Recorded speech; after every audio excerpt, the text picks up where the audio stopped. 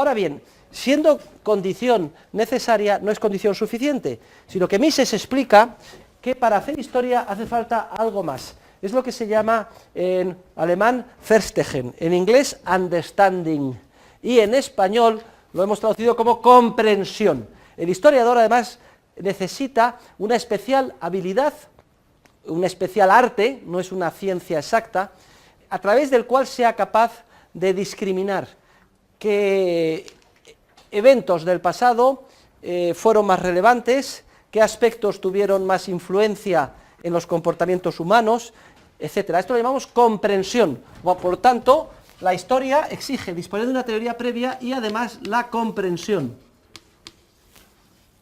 La comprensión es un conocimiento que van adquiriendo los historiadores con la práctica sobre la relevancia o la importancia de los diferentes factores que influyeron en el comportamiento de los seres humanos, con toda su riqueza, juicios de valoración, etc.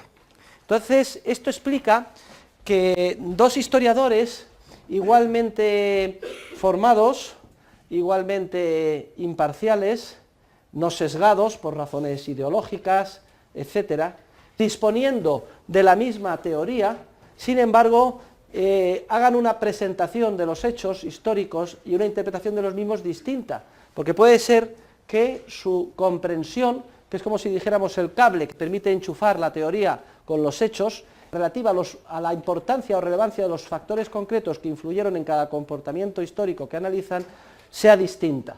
Entonces alguno puede pensar, no hombre, es que me parece que pone el ejemplo Mises en la acción humana.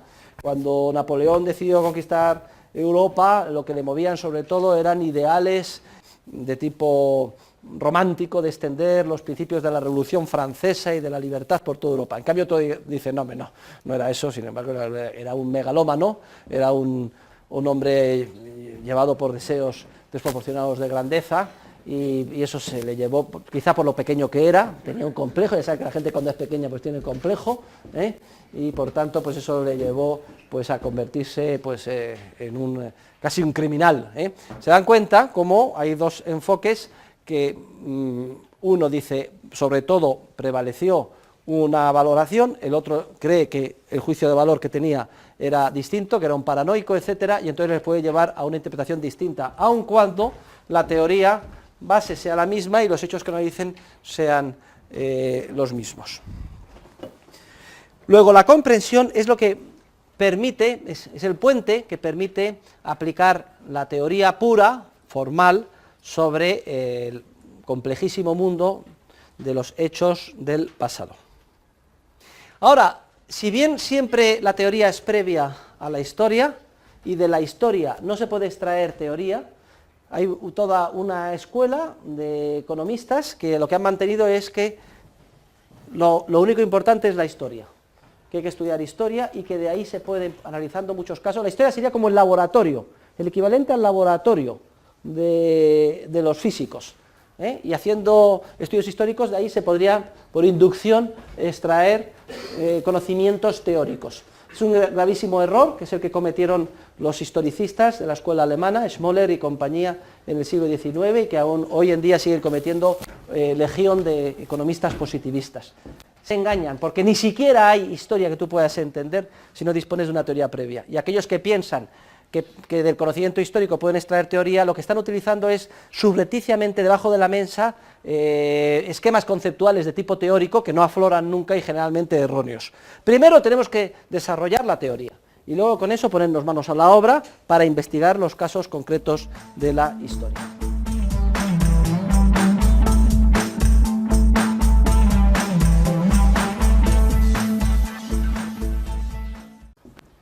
Ahora bien, el conocimiento histórico nos puede servir no para extraer teorías, sino sí para orientarnos sobre qué problemas son más acuciantes y tienen más relevancia o urgencia en su análisis teórico.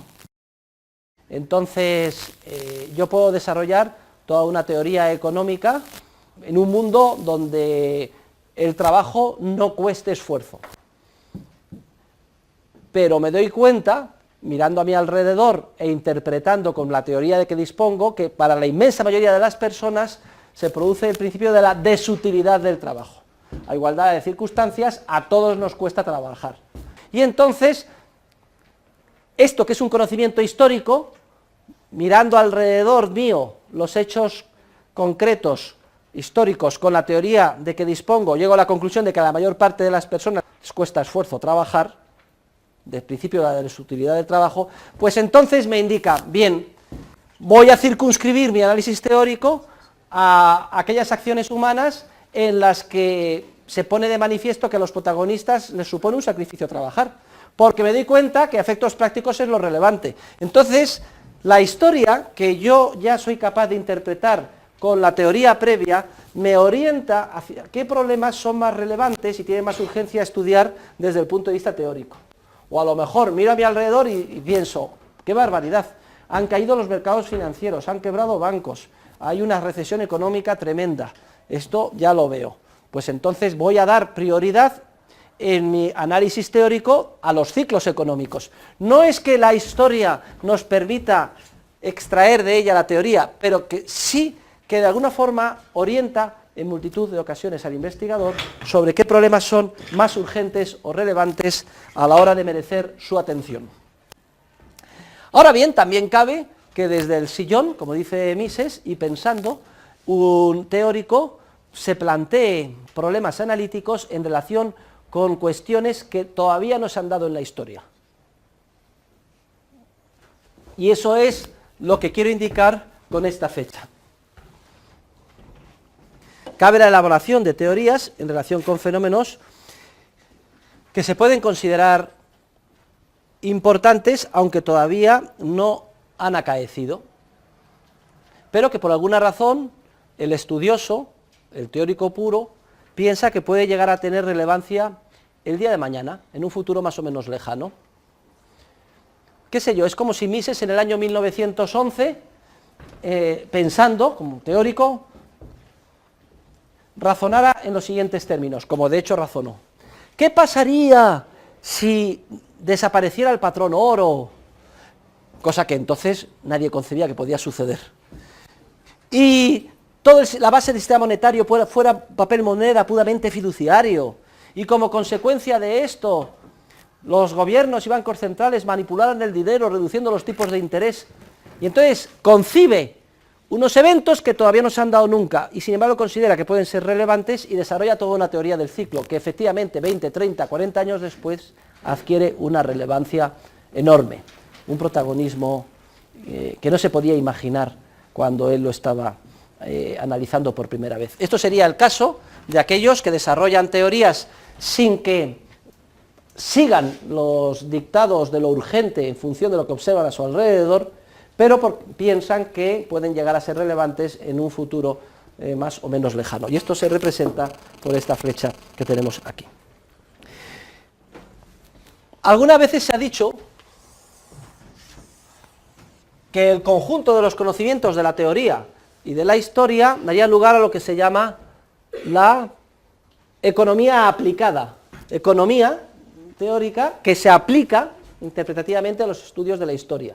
También este conjunto, aparte de economía aplicada, a veces se le llama economía política. De hecho, el título de mi cátedra es catedrático de economía política. Y si ustedes leen mis libros, por ejemplo, Dinero, Crédito Bancario y Ciclos Económicos, verán que están llenos de ilustraciones históricas, porque aplico la teoría para interpretar la realidad, sin caer nunca en el error de pensar que es la realidad de la que uno extrae los conocimientos teóricos. Es al revés. Hay que disponer siempre con carácter previo de una teoría para poder interpretar lo que sucede a nuestro alrededor.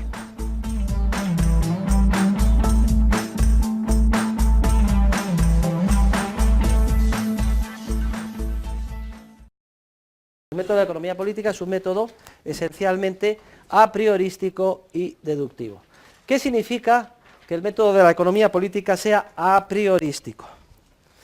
Es lo que queremos representar con la pirámide de la derecha del encerado. Pues significa que construimos nuestra disciplina de la siguiente manera. Siempre se parte de un axioma, de un presupuesto irreductible, que representamos en el vértice de arriba, que ya hemos estudiado en clase y hemos dicho que el punto de partida, el presupuesto irreductible, que no cabe referir a ningún otro, en la teoría económica es siempre el concepto de acción humana.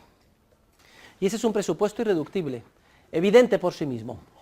No cabe negar que la piedra angular sobre la que se construye el edificio teórico de la economía sea la acción humana sin contradecirse a uno mismo. Es decir, si yo niego que el punto de partida del proceso de construcción metodológica de la economía sea la acción humana, estoy cayendo en una contradicción lógica irresoluble, porque precisamente el negar eso es una acción humana. Mi objetivo, negarlo. Medios, pues coger aquí, hacer una exposición, etcétera. Estoy actuando.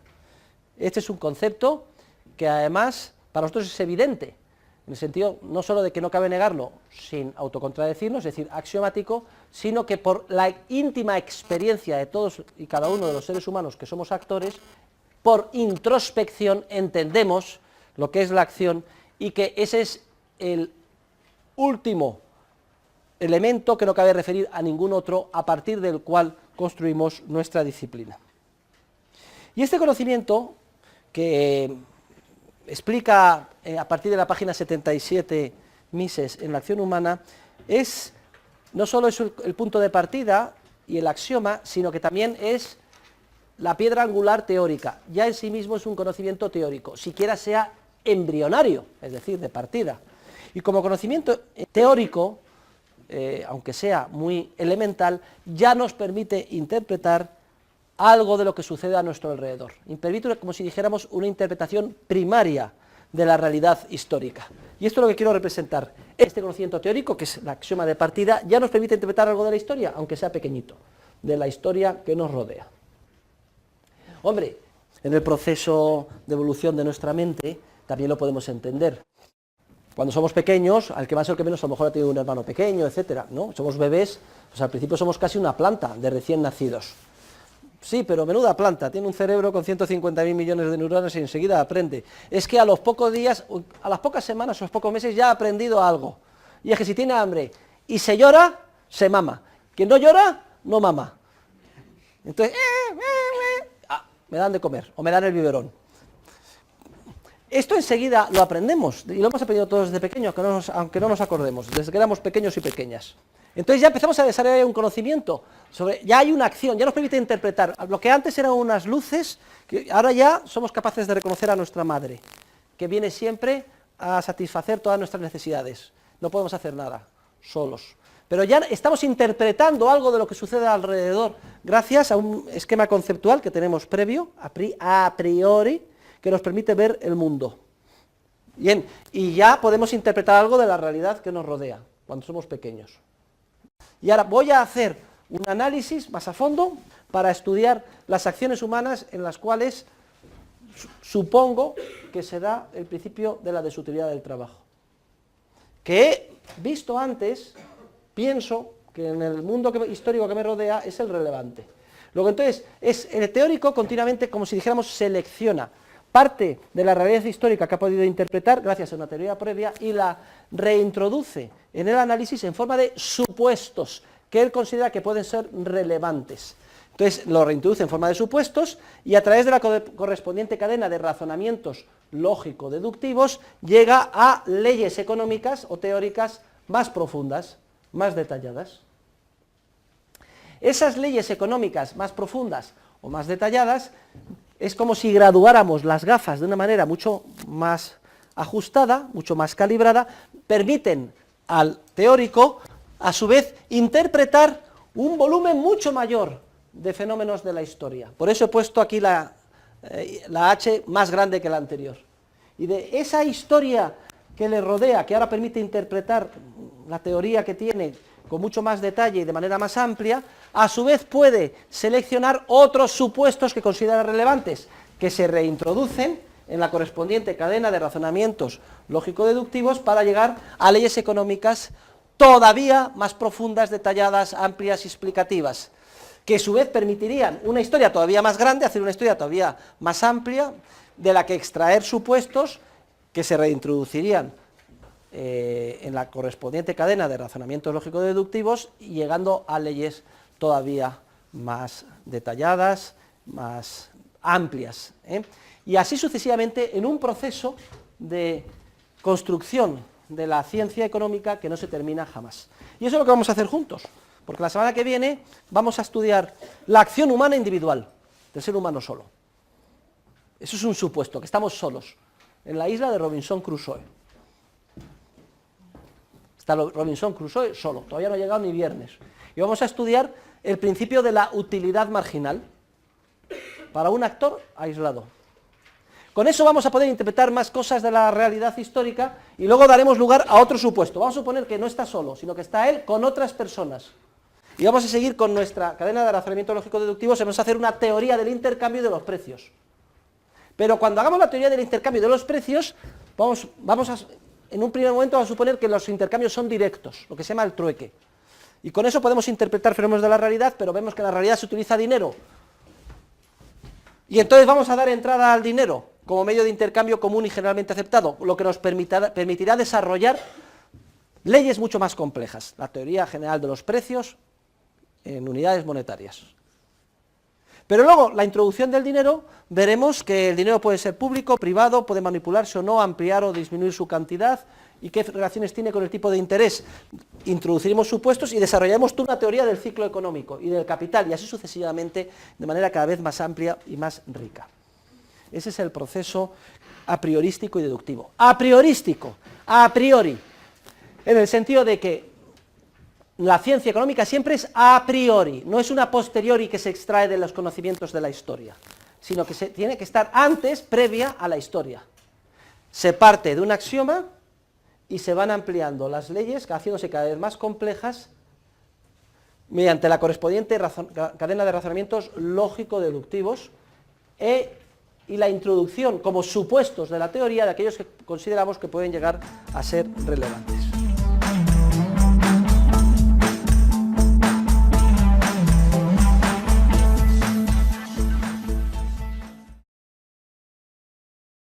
Las leyes de la economía tienen una validez universal, en ese sentido, o son, si quieren ustedes, apodícticas. Son universalmente válidas en cualquier lugar del universo, quiero decir, en cualquier momento de la historia, siempre y cuando se den los supuestos de las mismas, claro. No se puede decir que unas leyes económicas serán ciertas en determinadas circunstancias históricas y en otras no. No. La ley de que a igualdad de circunstancias todo incremento de la demanda tiende a hacer subir el precio es una ley universal válida en cualquier lugar del universo, en cualquier momento de la historia. Lo que pasa es que tiene un supuesto esa ley, a igualdad de circunstancias. Si yo, por ejemplo, voy a un hecho histórico, yo qué sé, y veo que en Irlanda en determinada época subió mucho la demanda de patatas, y voy a ver el precio de las patatas y resulta que no subieron los precios de las patatas, sino que bajaron, entonces, como la ley económica es universalmente válida, siempre a igualdad de circunstancias, un aumento de la demanda tiende a hacer subir el precio. Aquí estoy observando en un hecho histórico que no, que subió la demanda y el precio bajó. ¿Qué es lo que pasa? ¿Está la ley equivocada? No, la ley es previa y tiene validez universal. Si yo observo en un hecho histórico concreto que habiendo aumentado la demanda, los precios en vez de subir bajaron, es que los supuestos en ese hecho histórico no se dan. ¿Qué puede haber sucedido para que, habiendo aumentado la demanda, los precios en vez de subir bajen? Pues múltiples fenómenos. Por ejemplo, puede haber habido un incremento de la oferta por una buena cosecha, más que proporcional del aumento de la demanda. Y entonces, como la ley es universalmente válida, si en ese hecho histórico aparentemente las conclusiones son contradictorias, no es que la ley sea errónea, sino que nos orientará como historiadores a buscar qué otros fenómenos históricos han hecho que los supuestos no se den. Luego, cuidado, validez universal de todas las teorías económicas. También se dice, tradicionalmente, que el método de la ciencia económica es un método basado en el individualismo metodológico. Menger escribió un tratado de metodología que se llama Investigaciones sobre el método de las ciencias sociales con especial aplicación a la economía, en el que resumió todo su posicionamiento metodológico en contra de los historicistas. Y él se refiere al término de atomismo metodológico. No me gusta porque procede del término átomo, que está extraído, cogido del mundo de la ciencia natural.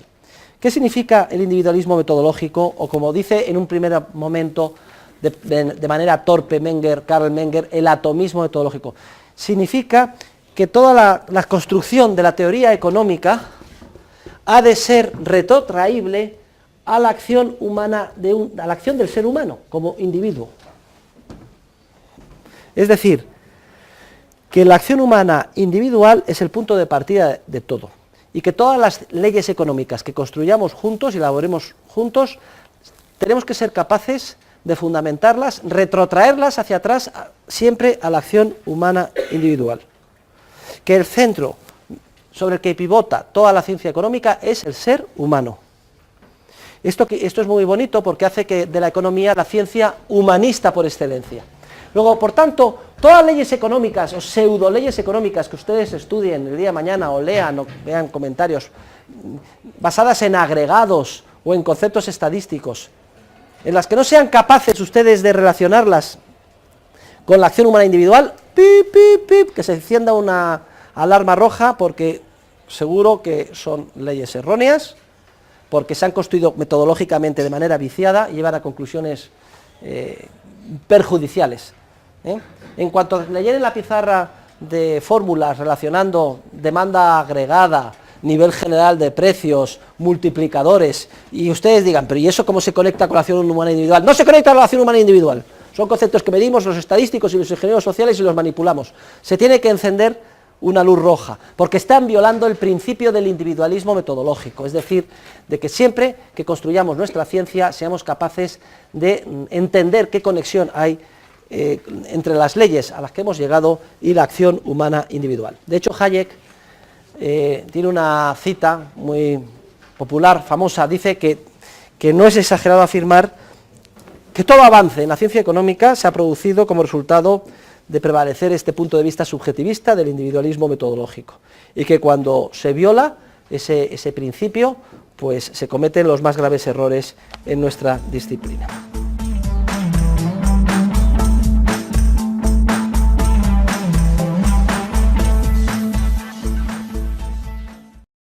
El positivismo y la ingeniería social han sido los grandes ídolos que indirectamente han causado todos los conflictos, genocidios, etcétera, que han asolado a la humanidad en el siglo pasado, en el siglo XX. Por tanto, es mi responsabilidad presentarles a ustedes mi crítica al positivismo. La crítica al positivismo la tienen en mi artículo Método y crisis en la ciencia económica. Hayek al positivismo le llama cientismo. Escriban ustedes, cientismo, en inglés scientism, cientismo. Y lo define de la siguiente manera, dice que el cientismo es la indiscriminada e indebida aplicación del método de las ciencias naturales al campo de la economía y las ciencias sociales o de la acción humana. ¿Por qué se quiere aplicar el método de la física y de la ciencia natural al ámbito de la acción humana y de la economía, cuando ya es tan obvio, después de todo lo que hemos dicho, el abismo que separa el mundo protagonizado por el ser humano del mundo de las plantas? Hay muchas razones. Los economistas de siempre han tenido un complejo de inferioridad respecto de los científicos naturales. Han visto pues, que se ponía un hombre en la luna, se construían puentes, se solucionaban enfermedades, y entonces les da rabia ellos no poder hacer lo mismo. Ser una especie de ingenieros que con su conocimiento, voluntad y con el poder del Estado solucionar todo. Y entonces, imbuidos por el espejismo de que copiando el método de los físicos puedan llegarse a los mismos resultados, se empeñan en aplicar en economía un método ajeno, con consecuencias nefastas para la sociedad. De hecho, reitero, todos los conflictos, guerras, genocidios que ustedes puedan imaginar que han sucedido a la humanidad han tenido su origen en este error metodológico. Porque son las ideas las que mueven el mundo en última instancia. También se explica porque hay una demanda social, es decir, los propios ciudadanos demandan, oye, papá Estado, solucióname los problemas. Yo quiero que, desde que nazco hasta que me entierren, todo me sea solucionado. Nos rebelamos, ya lo hemos comentado en clase, ante nuestra propia naturaleza creativa y empresarial. Nos produce vértigo que el futuro sea incierto. Queremos garantías, certezas, seguridades. Damos la espalda a nuestra propia naturaleza. Exigimos y demandamos que los ingenieros sociales nos solucionen la vida. Fíjense ustedes qué círculo vicioso, porque nos rebelamos contra nuestra propia naturaleza. Es como cuando un organismo tiene la enfermedad más grave que podemos adquirir un organismo, que el sistema inmunológico se nos estropee y que nuestro propio sistema de defensa del cuerpo nos ataque a nuestro propio organismo. Son las enfermedades más graves. Pues eso pasa a nivel social. Nos rebelamos ante nuestra naturaleza creativa, ante el vértigo que nos produce el hecho de que el futuro sea incierto, y exigimos que se nos organice desde arriba en base a mandatos coactivos la vida, y eso destroza y produce sistemáticamente conflictos que acaban con el proceso de cooperación social, como vamos a ver en este curso. Bueno, eso son digresiones sobre por qué, sobre sociología de la ciencia, por qué una y otra vez caemos en el cientificismo más burdo. Marañón, que fue de la Real Academia, dice que el término en castellano adecuado es cientificismo, más que cientismo. Yo utilizo en mis libros cientismo, es una, digamos, españolización utilizado por Hayek, scientism. Marañón define el cientificismo como el creerse que uno dispone de una ciencia de la que no tiene y empeñarse además en aplicarla. Cientificistas son todos aquellos que pretenden semejante aberración. El cientificismo, por tanto, sería la principal manifestación de este positivismo. Los positivistas son defensores, por tanto, de lo que vamos a denominar el monismo metodológico. Monismo, monos, uno solo, en griego. Para los cientificistas y positivistas solo hay un método científico, uno solo, un único método, que se aplica por igual, no importa que sea la física, la química, la ciencia natural o las ciencias de la acción humana. Para ellos no hay diferencia entre los seres humanos y las bacterias. Y por tanto, el mismo método que se aplica en un laboratorio para investigar a una piedra o un compuesto químico o diseccionando un cadáver, etcétera, hay que aplicarlo para los seres humanos que actúan. Es lo que llaman monismo metodológico. Se da de bruces contra el enfoque adecuado, que es el basado en el dualismo metodológico. Dos métodos radicalmente distintos. Uno para las ciencias naturales y otro para las ciencias sociales. Los positivistas y cientificistas no solo defienden que no hay diferencia entre las ciencias sociales y las naturales y que el método ha de ser el mismo, sino que además critican los axiomas. Dicen que todo conocimiento axiomático a priori es metafísica. Fíjense ustedes, meta en griego significa más allá de la física. Para ellos solo es ciencia y la reina de la ciencia es la física, y por tanto, para ellos, como la física es sinónimo de ciencia por antonomasia, todo conocimiento axiomático lo califican de metafísica, es decir, de no científico, que está fuera de la ciencia. Lo digo para que se pongan ustedes en guardia. Y luego, con carácter generalizado, los cientificistas, los cientistas, los positivistas, son deterministas y materialistas. ¿Se acuerdan nuestra pirámide de esquemas jerárquicos de órdenes que veíamos ayer o antes de ayer? Pues ellos dicen que es el mundo de lo simple lo que determina el mundo de lo complejo, de lo espiritual, que las relaciones son de abajo a arriba y no, como nosotros decíamos, de arriba a abajo. De hecho, criticábamos el determinismo diciendo que era inaplicable a sí mismo, no era aplicable el criterio determinista a los deterministas. Si todo está determinado, también está determinado tu idea de que todo está determinado y por tanto no tiene ningún valor científico. Y además decíamos que es que en última instancia es absurdo, que no cabe concebir un mundo, ni siquiera nosotros mismos, sin el principio del libre albedrío. ¿Qué es esto de que toda nuestra acción está determinada por meros estímulos del mundo exterior, de tipo físico, primarios, de lo que hemos visto, la luz que nos ha dado, lo que hemos bebido, etcétera? Luego, lo digo porque aquí hay un enfrentamiento, pero un enfrentamiento a muerte, o unos tenemos razón o tienen los otros, y además con implicaciones gravísimas para el proceso de cooperación social. ¿O es cierto que los seres humanos son como las bacterias, manipulables en la sociedad como si fuera plastilina por ingenieros sociales, que se debe aplicar un único método, el mismo, a la física, a la técnica y a la ingeniería que a la sociedad? Y además que son los elementos base del mundo de la física los que determinan las relaciones espirituales y la acción humana. ¿O es cierto eso?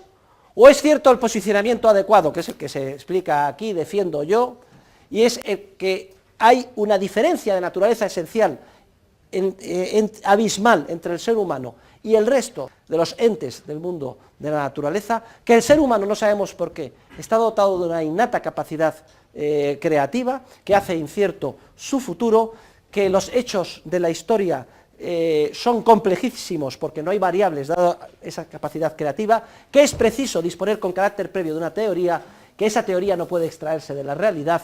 El dualismo metodológico, por tanto, es una exigencia a la que no podemos renunciar como científicos sociales, y el cientismo, el positivismo y la ingeniería social son gravísimos errores que han producido y producen y producirán siempre, se intenten llevar a la práctica,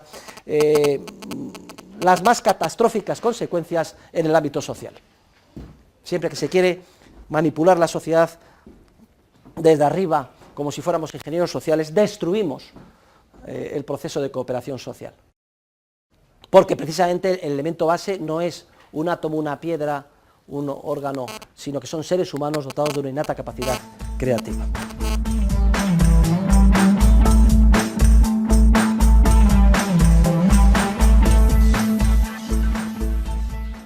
Karl Popper fue un filósofo de la ciencia austriaco, amigo de Hayek.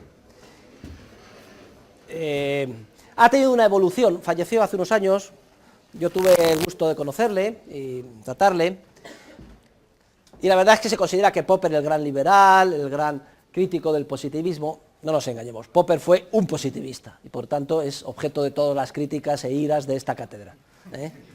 Lo que pasa es que dentro del grupo de los positivistas, pues zumbó a los positivistas más extremos, pero él siguió siendo un positivista. Nunca entendió Popper claramente que la esencial diferencia entre el mundo de la ciencia social y la natural exige un método distinto. Y de hecho, pues, Popper sigue siendo positivista, y el principio que ha adquirido carta de naturaleza en el mundo de los positivistas y los cientificistas para validar, tratar de encontrar un procedimiento o camino para ver si nuestras leyes teóricas son correctas, es un principio de demarcación que debemos a Popper. El principio se basa de la siguiente manera: el científico natural pues partiría de una hipótesis,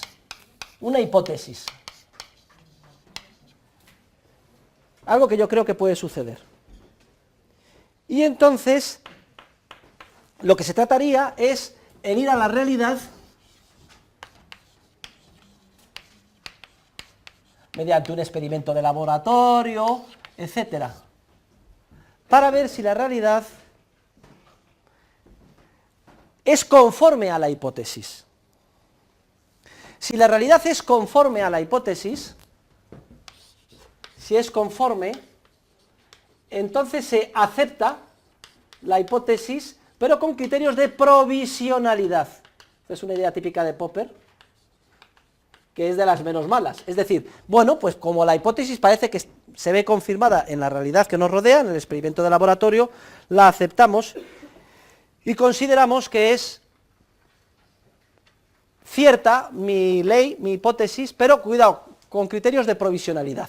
No descarto que el día de mañana otro experimento de laboratorio, otro descubrimiento, etcétera, me refute la hipótesis, porque puede ser que la hipótesis no sea conforme. Si no es conforme, entonces la refutamos, queda refutada.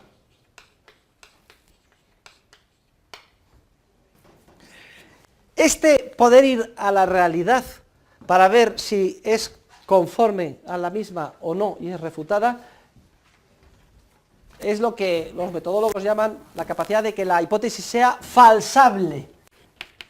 Menudo palabrón, ¿eh? en inglés, que se pueda, to falsify. Si la hipótesis es falsable, significa que es posible ir a la realidad para ver si la realidad es conforme, en cuyo caso se acepta como válida, pero con criterios de provisionalidad. Y si no, no se acepta, este criterio se llama criterio de falsabilidad, es lo que determinaría el carácter científico de la hipótesis. Luego, solo las hipótesis falsables, en el sentido de que se pueda recurrir a la realidad para ver si la realidad la valida o no, es el que determina que la hipótesis sea científica. De manera que aquellas hipótesis que no sean falsables se consideran que no son científicas. Y la falsación consiste precisamente en la contrastación empírica, es decir, en ver si los hechos de la realidad confirman o no la hipótesis. Este es el criterio de validación científica de todos los positivistas, criterio de demarcación de qué hipótesis son científicas, solo las falsables, de acuerdo con Popper, consistiendo la falsación en la contrastación empírica, es decir, precisamente la posibilidad de ir a la realidad a ver si es conforme o disconforme con la hipótesis.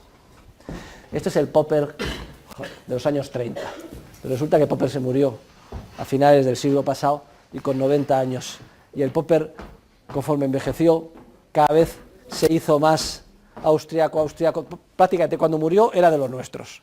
Pero lo malo es que ya la semilla que expandió cuando era joven es la que se extendió por el mundo y utilizaron los cientificistas. Se le sigue dando una importancia preeminente a este esquema y por tanto por eso lo explico. Bueno, pues lo que vamos a hacer ahora es criticar el positivismo. Vamos a criticar este procedimiento, pero ahora vamos a criticarlo, en un primer momento, vamos a criticarlo en su aplicación al mundo de la ciencia natural. Y vamos a ver cómo no tiene ningún sentido, ni siquiera para la ciencia natural. Ya el martes que viene veremos cómo ya para la economía ya, vamos, va a ser una faena de lo más facilona. Vamos a ver, la crítica del positivismo es la siguiente. Los positivistas caen en dos contradicciones lógicas insolubles. Primero, que los criterios de falsación, de verificación o falsación, como el que acabo de explicar, no son verificables o falsables en sí mismos. Por lo que, de acuerdo con el propio esquema popperiano, todo esto, como no es falsable, no se puede recurrir a la realidad a ver si de verdad solo son científicas aquellas hipótesis a las que se pueda recurrir a la realidad. Como todo este principio no es falsable en sí mismo, resulta que todo esto, de acuerdo con ellos mismos, es metafísica, es decir, algo sacado de la manga sin ninguna validez. ¿Se acuerdan ustedes cómo lanzábamos el determinismo contra los deterministas? Pues ahora lanzo el principio de falsación contra los positivistas. Oye, que tu propio principio, aplícatelo a ti mismo, macho.